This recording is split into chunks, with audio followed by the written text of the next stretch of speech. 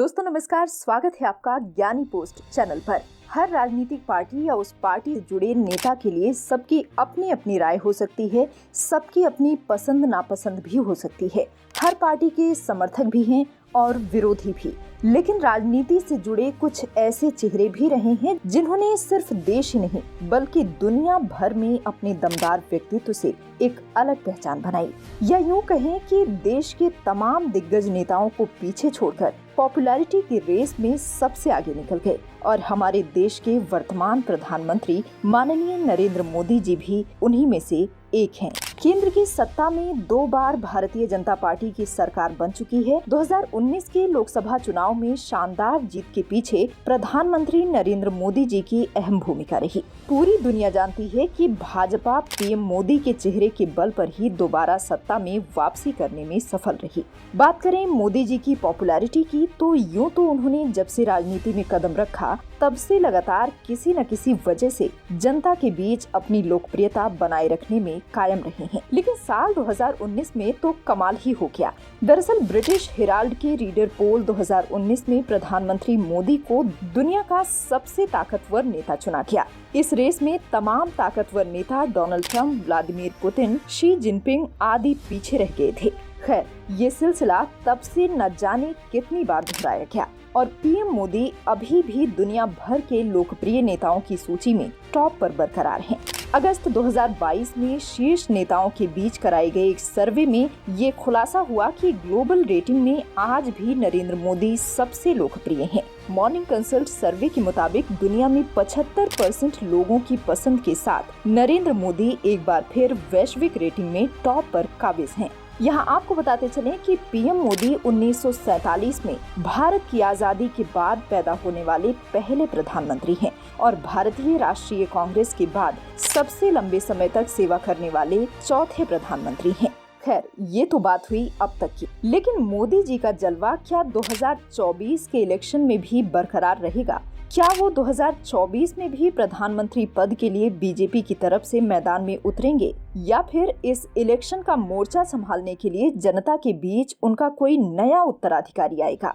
इस मुद्दे पर अटकलें लगनी शुरू हो गई हैं। दरअसल ये मुद्दा इसलिए उठ रहा है क्योंकि भाजपा ने एक अघोषित सिस्टम बनाया हुआ है कि 75 साल की उम्र के बाद कोई भी नेता मंत्रिमंडल में नहीं रहेगा। बहुत वरिष्ठ नेताओं को मार्गदर्शक मंडल में रखा जाएगा, जिनसे पार्टी के विस्तार और राजनीति बनाने में मदद ली जाएगी। ऐसे में अगर मोदी जी 2024 का चुनाव लड़ते हैं तो उस वक्त उनकी उम्र 74 साल होगी। उसके 1 साल बाद वो 75 साल के हो जाएंगे। अब सवाल ये उठता है कि क्या बीजेपी ने जो नियम बनाया है वो पीएम पर भी लागू होगा? अगर ऐसा हुआ तो मोदी जी प्रधानमंत्री का कार्यभार संभालने के लिए कैसे योग्य होंगे, क्योंकि 2025 में उनकी उम्र 75 साल हो जाएगी। ऐसे में क्या वो पीएम पद की जिम्मेदारी किसी और को सौंपकर मार्गदर्शक मंडल का हिस्सा बन जाएंगे?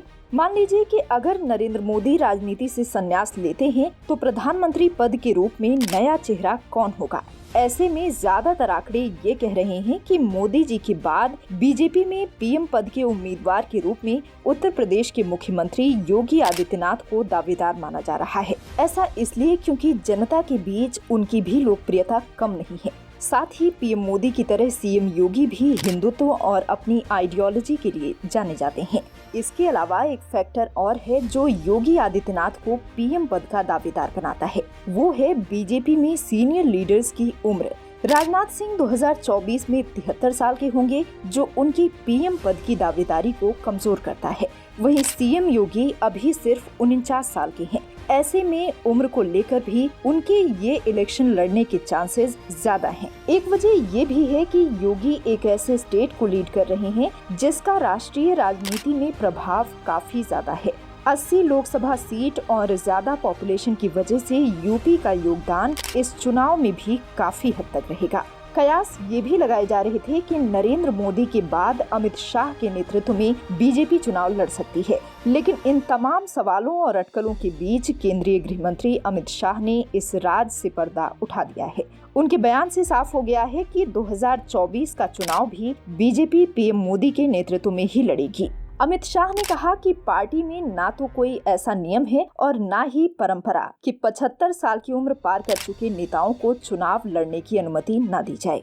उन्होंने कहा कि 75 पार व्यक्ति भी चुनाव लड़ सकते हैं। बता दें, 75 साल के हो चुके वरिष्ठ नेता लालकृष्ण आडवाणी और मुरली मनोहर जोशी को पार्टी के मार्गदर्शक मंडल में शामिल किया गया है। इसी के बाद से ये कयास लगाए जा रहे थे कि शायद बीजेपी ने अब चुनाव लड़ने की सीमा 75 वर्ष निर्धारित कर दी है।